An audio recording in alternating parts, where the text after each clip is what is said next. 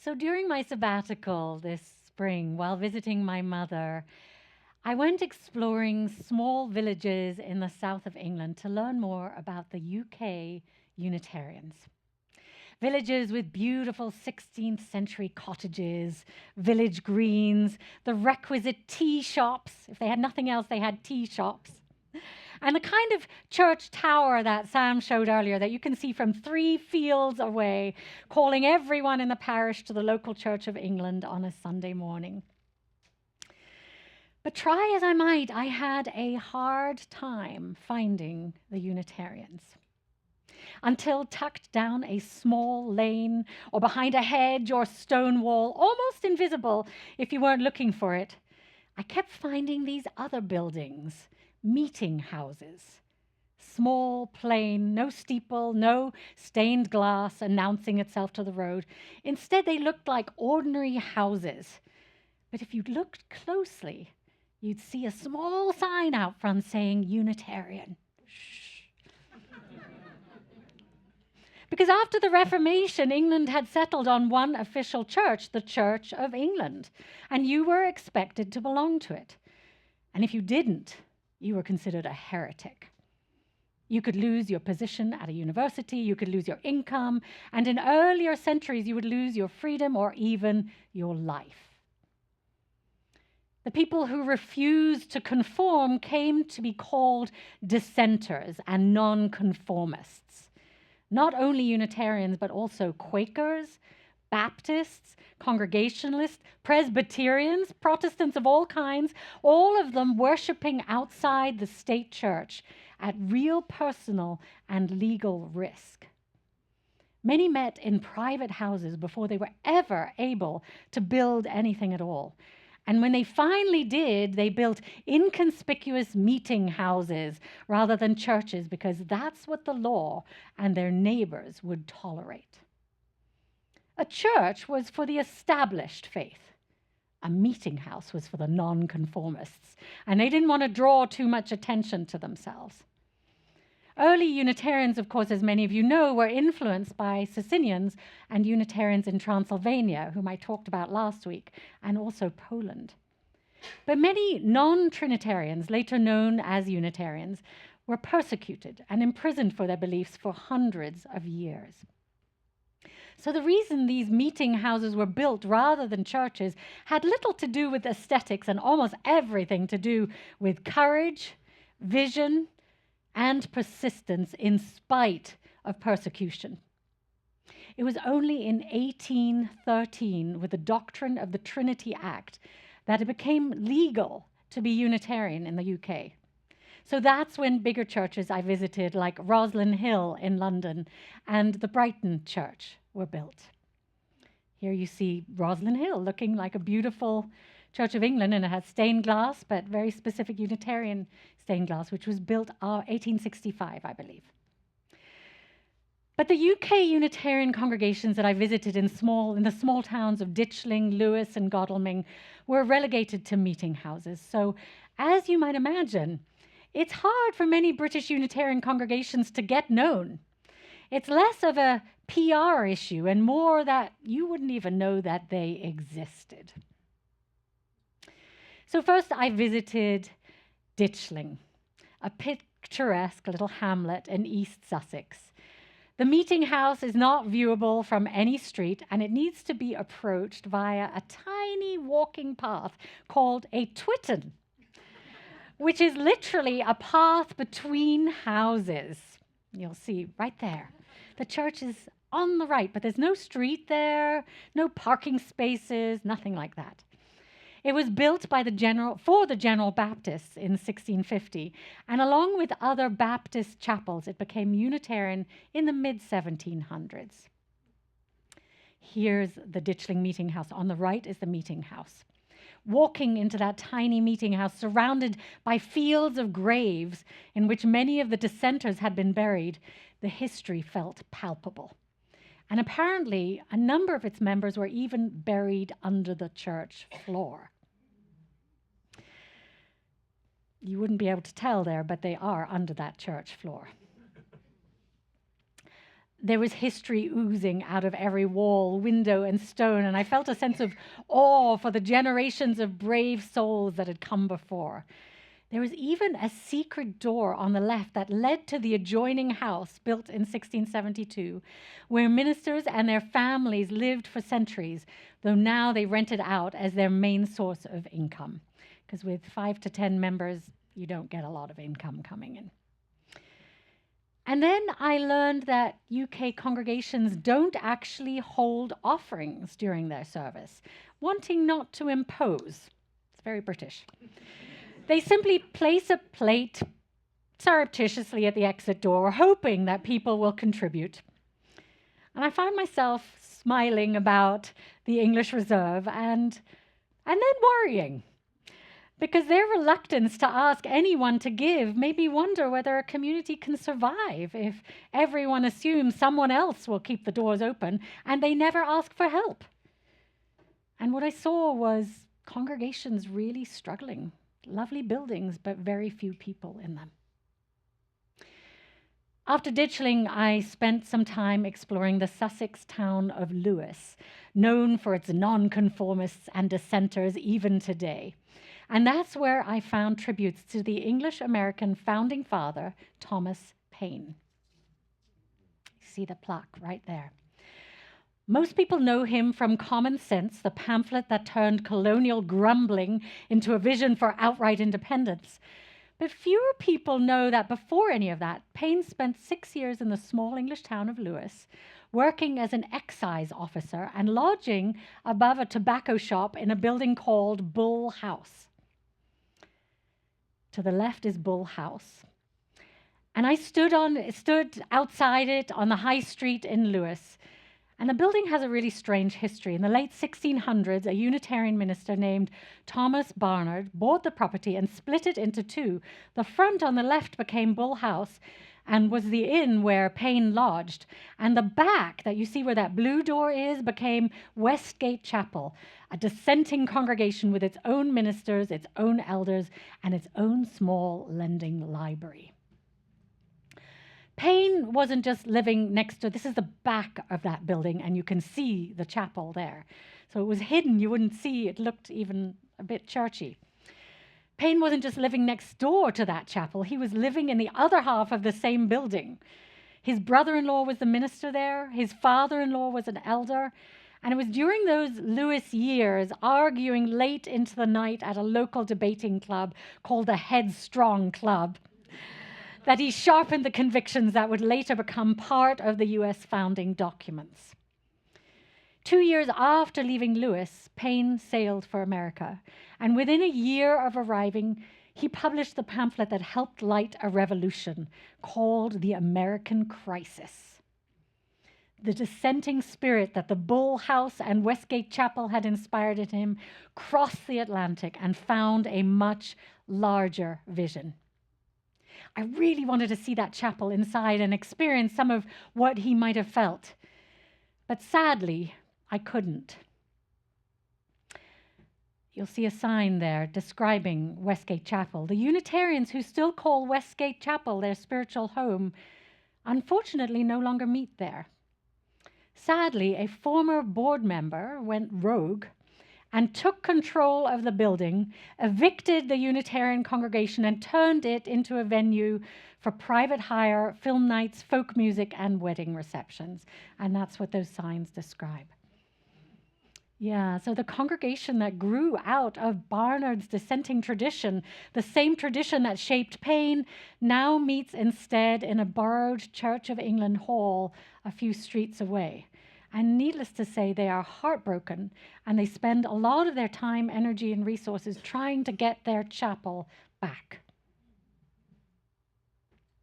It was a sad state of affairs. Here was a building that existed in the first place because people refused to worship inside the establishment's walls. Some freedoms are lost to riots and mobs, the way Priestley's church was in the story that you heard earlier, and others are lost more quietly. A lock subtly changed, a booking calendar filled with someone else's events, until one day there is nowhere left to gather. I think about that chapel the Unitarians of Lewis have lost, and the space that we still have here. And even though we don't have our beautiful sanctuary next door anymore, we at least have our own space here, and I invite us not to take it for granted. It's a precious gift. But back to the UK. To see this nonconformist history at its most alive, I met up with one of my colleagues, Reverend Adam Slade, who is the minister of a vibrant congregation in Newington Green on the edge of London in the Islington area called New Unity. And there's Adam, Reverend Adam, outside New Unity. New Unity was built in 1708, and it still has its original box pews intact. There's no moving chairs around inside that building. For over 300 years, it's been known as the oldest surviving dissenters' chapel in London. And during the 18th century, it became a center for rational dissent, encouraging people to think for themselves. And the walls are covered in history. And there are many plaques to the famous people who spent time developing their ideas there. I learned that a minister named Richard Price preached there for over 30 years. And Price wrote in support of American colonists before independence was even declared. His pamphlet on civil liberty sold so widely in the colonies that it's said to have outsold nearly every other piece of writing about the Revolution. And later, he also preached in support of the French Revolution. He had a vision of democracy before it existed. Meanwhile, a young woman named Mary Wollstonecraft opened a school for girls on that same green where New Unity is. She became known as the founding mother of feminism. Mary got to know Price, sat in his congregation, and eventually wrote a vindication of the rights of woman. She had a vision of equal rights for women long before society did. So I really like to imagine what coffee hour must have been like there. Democracy on one side of the room, the rights of women on the other. I found myself hoping that our coffee hour conversations are still places where new ideas and hope-filled visions are born. And I invite you to create those kinds of coffee hours. So later in the 1700s, 2 years before the Declaration of Independence was signed in the Americas, a Church of England vicar named Theophilus Lindsay resigned his living because he could no longer honestly recite the words of the Trinitarian Creed. He decided he'd rather lose his career than keep repeating something he did not believe. And it says on his tombstone that Lindsay resigned his preferment in the church for the sake of truth and a good conscience. Now that's Unitarian, isn't it?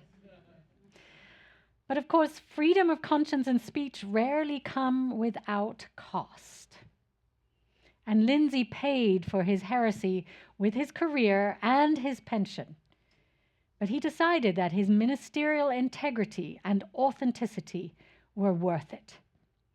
So in April of 1774, fueled by his vision, he opened a small chapel in Essex Street in London, the first congregation in England to call itself openly and unapologetically Unitarian.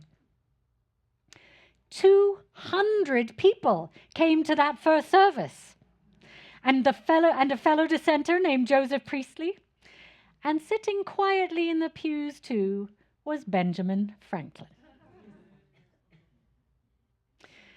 Although the chapel itself no longer exists, UK Unitarian headquarters are still based in Essex Street, and they are refurbishing an old hall there now to house Unitarian events and alternative worship. And of course, there was Joseph Priestley, the same minister scientist you heard about in our story earlier. And as you heard earlier, Priestley was a Unitarian minister as much as a scientist, and I know we have many fantastic scientists in this room. He was also an educator and an outspoken supporter of both the American and French revolutions. And he believed that ordinary people were capable of thinking for themselves, which was a dangerous thing to believe out loud in Birmingham in 1791. He envisioned a society where science, faith, education, and democracy all belonged together. I think we still want to create that kind of society today. But that July, on the anniversary of the storming of the Bastille, the traditional mob came for him, and though he escaped with his life, his house, his laboratory, and his church were burned behind him. So in 1794, devoted to his vision and seeking safer territory, he and his family sailed for America and settled in rural Pennsylvania, as you heard earlier, in a town called Northumberland. It was close to Philadelphia, where he helped influence the founding of its first Unitarian congregation, now known as the First Unitarian Church of Philadelphia. The same current of dissent and vision had been quietly moving through these English meeting houses and crossed the Atlantic. Now, I don't want to overstate this connection, but there is a Unitarian thread that runs closer to our own founding documents than most of us were ever taught. Founding Father John Adams grew up Congregationalist in Braintree, Massachusetts, in a church tradition that was drifting quietly and without much fanfare toward the same anti-Trinitarian conclusions Lindsay and Priestley had first reached in England. Adams spent his whole life at First Parish Church in Quincy, a congregation that eventually became explicitly Unitarian. Later in life, he wrote to his son, John Quincy Adams, that he considered himself a Unitarian, unable to accept that 3 could be 1 and 1 could be 3, as it's spoke of in the Trinity.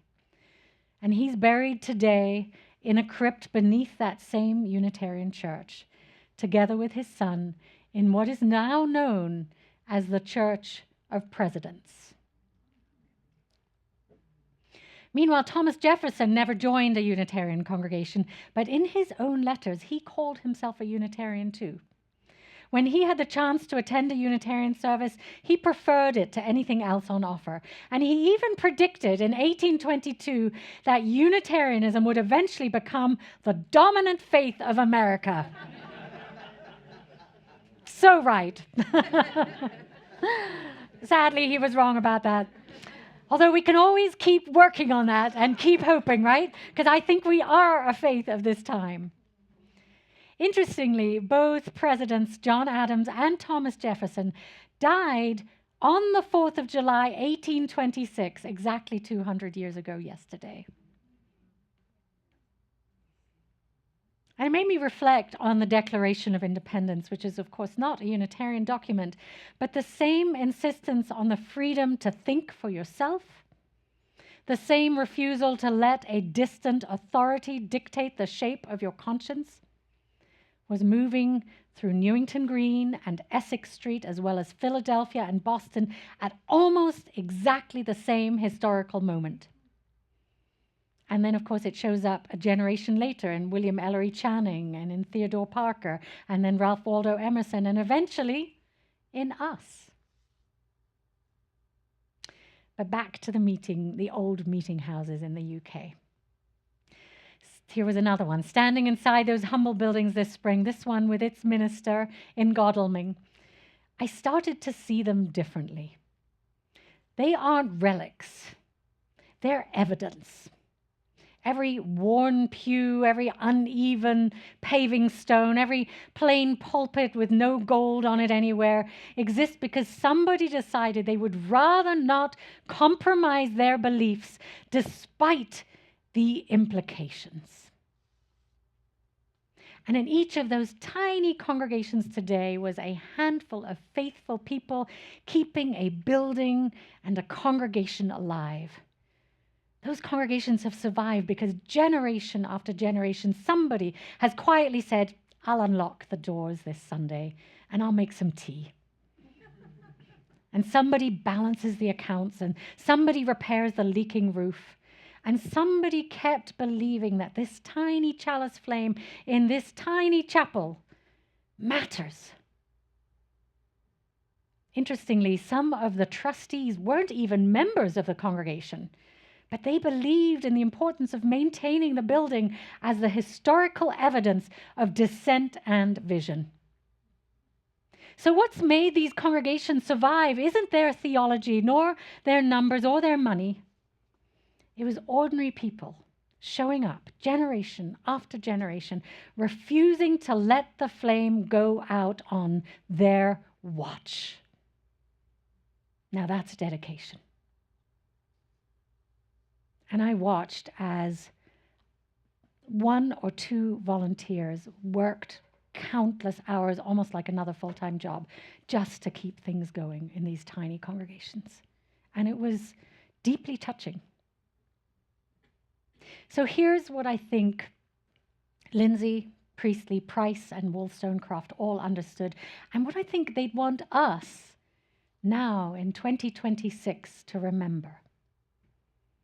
Every generation assumes that freedom of conscience and belief is settled, that the argument has been won, the law has been passed, and now we can relax. Yes, I see the chuckles there, or the wry smiles. Because history keeps telling us otherwise, doesn't it? The freedom to question, to disagree, to worship differently, to welcome people other institutions turn away, none of that stays secured on its own. It has to be tended. It has to be argued for, and sometimes rebuilt from the ashes of someone's laboratory. And it has to be cultivated in our vision of the future. The people who built these meeting houses knew that in their bones.